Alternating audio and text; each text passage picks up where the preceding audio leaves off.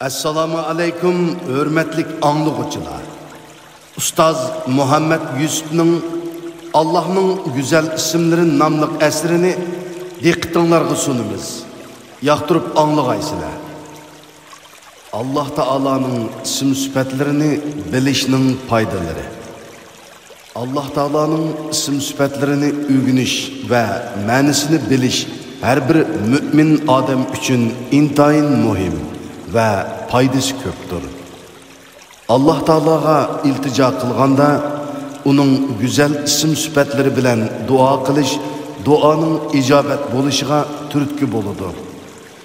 Kur'an-ı Kerim bizge duada ve her kandak ehvalda Allah Teala'nın güzel isim süpetleri bilen ataşını ve çakırışını öğretken. Peygamber aleyhisselam bizge Allah Teala'nın isim süpetlerini şip keltirip dua kılışını öz ameliyeti bilen öğretken ve nurgulluğan isil dualarını kaldırgan. Tövendeki dualar şularının cümlesidir. Namını atıgan kişiye asman ve ziminde hiç kandak nerse ziyan yetküzelmeydigan Allah'ın namı bilen başlayman. Allah hemmini anlıgıcı ve toluk bilgicidir. İzahat. 1. İmam Bukhari rivayeti. Ey Allah!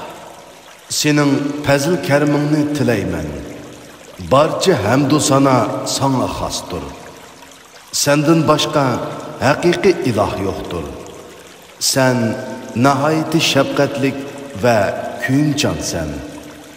Köp ihsan kılgıçsan, asmanlarını ve ziminni örneksiz yaratkan zatsan.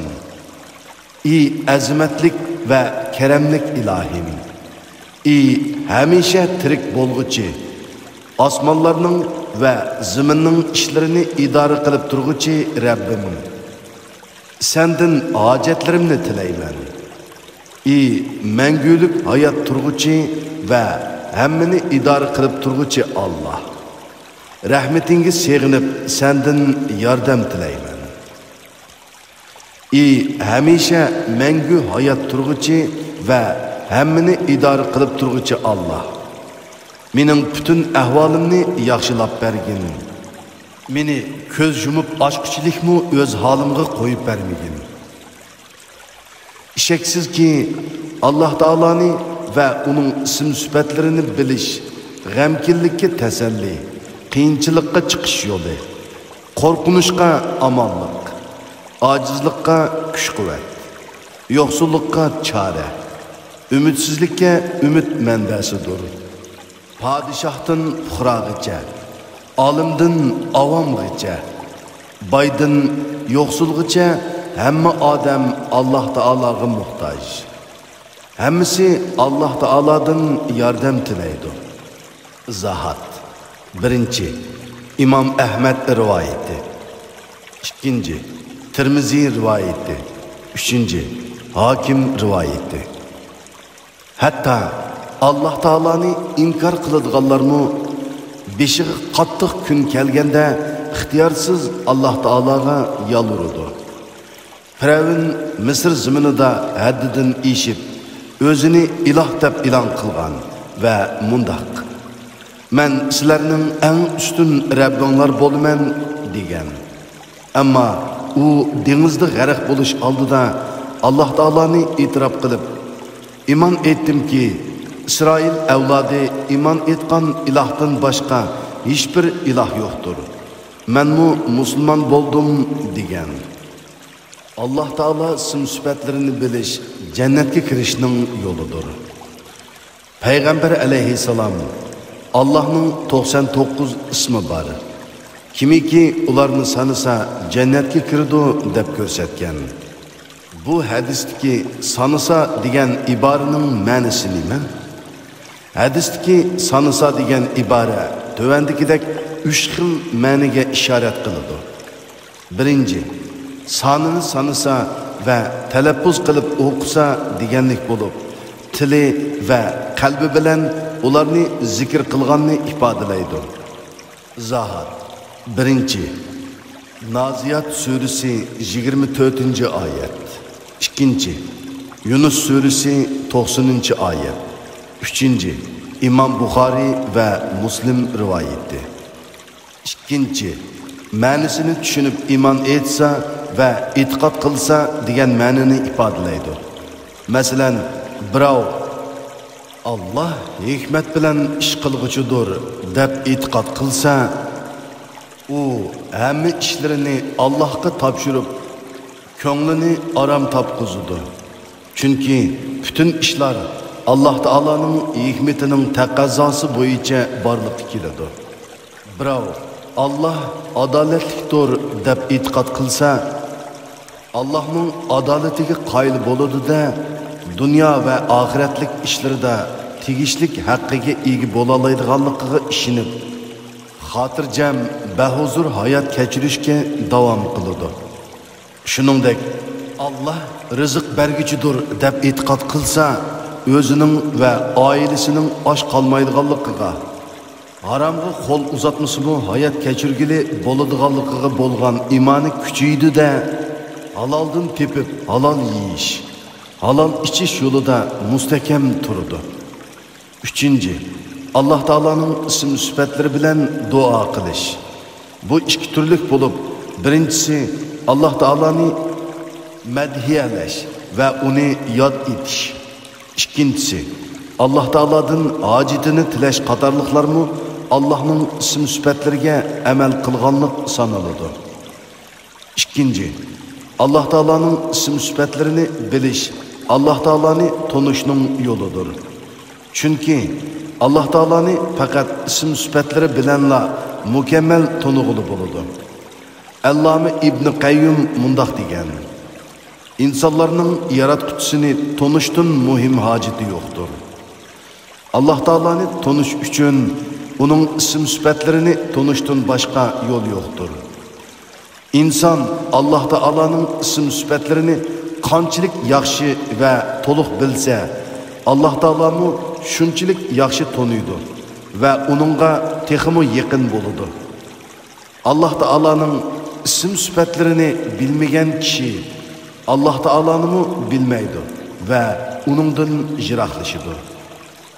Ubay ibn Kaib radhiyallohu anhudan rivoyat qilinadi ki, mushriklar Peygamber aleyhisselamның huzuriga kelib, Rabbingni bizga sifatlab bergin deganda, Allah Teala: "Ey Peygamber, senden so'raganlarga aytqin ki, sizlar bilmoqchi bo'lgan u Allah yaki yeganidir. Allah hech kimga muhtoj emas. Aksicha, hamma uningga muhtojdir.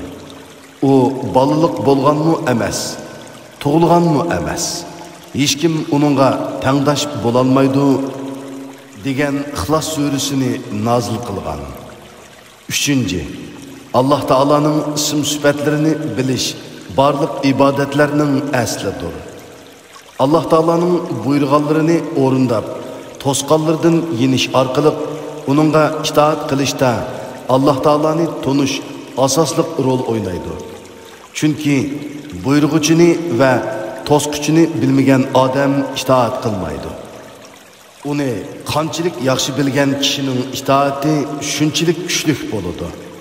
Shunga Peygamber aleyhisselam Muaz ibn Jabal radhiyallohu anhuni Yamanga vali qilib avatganda uningga mundaq degan: "Ularni eng avval da'vat qiladigan ishing Allohning bir ekanligini bildirishdir. Ular Allohni tonigandan keyin ularga Allohning kunda 5 vaqt namoz o'qishni farz qilganligini bildirgin. Ular uni o'rindagandan keyin Allohning ularga boylardan elib faqirlarga beriladigan zakatni farz qilganligini bildirgin." Zahat 1. Allama İbn Qayyim Javziyning nomliq asridan. 4. Allah Teala'nın ism-sifatlarini bilish dua ijobat bo'lishning eng cho'ng turtkilaridan biridir. Allah'ның güzel isimleri var. Şuna sizler Allah'ni şu isimler bilen çağırınlar degan sözü bunu ifadaleydi. Allah Taala bizni o'zining go'zal ismi bilan duo qilishga buyurdi. Ondan duoyimizni ijobat qilishga va'da qildi. Menga duo qilinglar. Men duoyinglarni qabul qilaman. Payg'ambar alayhissalom duo qilsa, Allah Taolaning ism sifatlarini atab duo qiladi. U mundaq deb duo qiladi. Ey Allah, rahmatingni umid qilaman. Meni ko'z yumib ochquchilikmi o'z holimga qo'yib etmagin. Barliq ishlarimni yaxshilab bergin. Sendan boshqa haqiqiy ma'bud yo'qdir. Izohat. 1. İmam Buxoriy va Muslim rivoyati. 2. A'rof surasi 180-oyat. 3. G'ofir surasi 60-oyat. 4. Abu Davud rivoyati. Yana mundaq duo qiladi. Ey Allah, men sening qulingman. Qulingning va dedikingning o'g'liman. Taqdirim sening qo'lingdadir. Mening uchun taqdir qilganlaring har zaman yurgichi va adolatning o'zidir. Ey Allah, o'zing shundoq atagan yoki kitobing orqali tushirgan yoki bandalaringdan birasiga bildirgan yoki o'z dargohingdagi g'ayiblar qatorida bizlarga bildirmagan barcha ismlaringni vasita qilib sendin Qur'oni Karimni ko'nglimning bahori, qalbimning nuri, qayg'ularimni yo'q qilguchi va andishlarimni ketkizguchi qilishingni tilayman. Ulamolar Allah Taolaning ism sifatlarini atab duo qilish barcha g'am qayg'ularning yo'qilishiga va qiyinchiliklarning hal bo'lishiga turtki bo'ladiganligini aytadi. 5. Allah Taolaning ism sifatlarini bilish, uning muhabbatiga sazovar bo'lishning yo'lidir. Ayşe radhiyallohu anhudan rivoyat qilinadiki, Payg'ambar alayhissalom ma'lum bir joyga qo'shin avatgan bo'lib, qo'shinga imom bo'lgan kishi namozlarining hamma rakatida İxlos surasini o'qigan. Qo'shin qaytib kelgandan keyin ular Payg'ambar alayhissalomga bu ahvolni bayon qilgan. Izohat. 1. İmam Ahmad rivoyati. Payg'ambar alayhissalom ularga nimishqi shunda qilganligini o'zidan so'rab beqinglar degan. Ular eliqi imomdan nimishqi shunda qilganligini so'raganda u men İxlos surasini o'qishni bek yaxshi ko'rman deb javob bergan.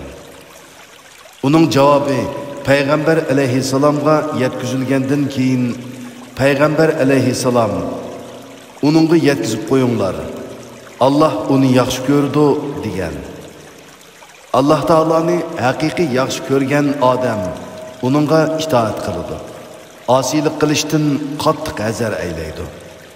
Uni sevginadi va ko'rishni orzu qiladi.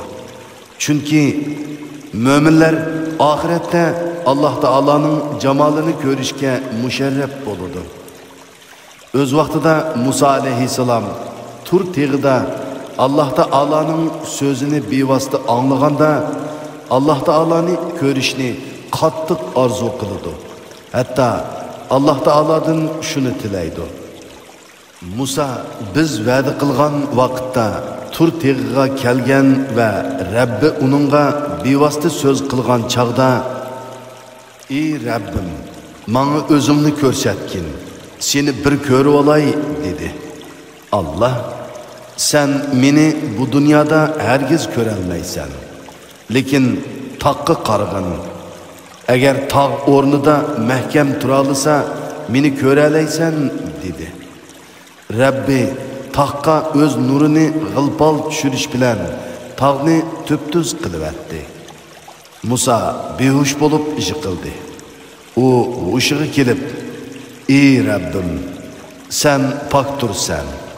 Sana tövbe qildim. Men qavmim ichida sana ishonguchilarning tunjisiman dedi. 6. Allah Taala'nın isim süpetlerini toluq bilgen kişi nurgun haqiqatlarni bilgen boludu.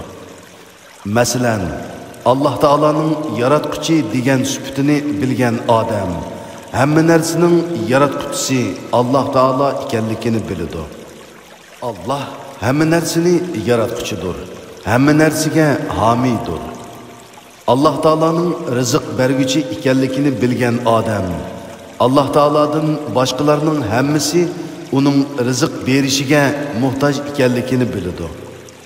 Yer yüzündeki her bir canlıqqa rizq berishni Allah ustiga olgan. Allah Taala'nın alim ekanligini bilgen Adem o'zining naqadar jahil ekanligini biladi. Allah hammani biladi. Sizlar bilmaysizlar. Şuna Rabbini bilgen Adem özünü biladi deb to'g'ri aytilgan. Chunki Allah Taala'ni barliq güzel sifatlari va ulug' ismlari bilan mukammal tonigan Adem o'zining ojizligini, kamchiligini va yetersizligini biladi. Natijada Allah Taolaga bo'lgan bog'lanishi va ixlosi oshidi. O'zining ojizligini izhor qilib Allah Taolaga iltijo qiladi, ibodat qiladi va hojatlarini tilaydi. Izohat 1. A'rof surasi 143-oyat. 2. Zumar surasi 62-oyat. 3. Hud surasi 6-oyat. 4. Baqara surasi 216-oyat. 7. Allah Taala'nın isim süpetlerini bilish, taqvodorlikqa va uning ulug'ligidan ayminishga turtki bo'ladi. İbn Mas'ud raziyallohu anhu mundaq degan: Allah'ni bilish uningdan qo'rqish uchun yetarlikdir. Shuningdek, Allah'ni bilmaslik mag'rurlik uchun yetarlikdir. İnsan Allah Taala'ni qanchalik mukammal tonisa, uning taqvoligi shunchalik oshidi. Uning sifatlarini qanchalik yaxshi bilsa, uning aqidasi shunchalik mustahkam bo'ladi. Allah'ның bandaları ichida Allah'tan faqat olimlarlik qo'rqidi. Payg'ambar alayhissalom Allah Taoladan hammadan bek qo'rqadigan zot edi. Chunki u Allah Taolani hammadan bek obdan biladi. Payg'ambar alayhissalom buni ifodalab, "Men aranglarda Allah'ni hammadan bek biladigan va uningdan hammadan bek qo'rqadigan biriman" degan. Izohat 2. Fatir surasi 28-oyat. 3. İmam Buxoriy va Muslim rivoyati. 8. Allah Taola'nın isim sifatlarini bilish, gunoh maisiyatlardan saqlanish va taat ibodatga rag'batlanishning yo'lidir. Chunki Allah Taola'nın azobining qattiqligini, rahmatining keng ekanligini va mukofotining mo'l ekanligini bilgan kishi albatta Allah Taola'nın azobiga sabab bo'ladigan ishlardan saqlanadi va uning katta mukofotiga o'zini sazovar qiladigan amallarni qilishga oldiraydi. Bu xuddi ish o'rnidagi boshliqining har qanday bir kamchilikni ko'zdan saqit qilmaydigan, yaxshi ishlaganlarning mukofotini oshirib beradigan biri ekanligini bilgan kishining boshliqining jazosiga uchrab qilishdan saqlanish va uning mukofotiga sazovar bo'lish uchun zo'r ehtiyotchanlik bilan ish ko'rganiga o'xshaydi. 9. Allah Taola'nın ism sifatlarini bilish, güzel sifatlarga ega bo'lishning yo'lidir. Chunki Allah Taola'nın nahayati rahim shafqatlik ekanligini va rahim shafqatlik bo'lganlarni yaxshi ko'radiganligini bilgan odam albatta Allah Taola'nın mahluqotiga rahim shafqatlik bo'lishga tirishadi. Allah Taola'nın intayin keremlik sehi zat ekanligini va sehilik qilguvchilarni yaxshi ko'radiganligini bilgan odam albatta sehilikdan iborat bu güzel axloq bilan axloqlanishga tirishadi. Mikrofon oldida Qaraxon.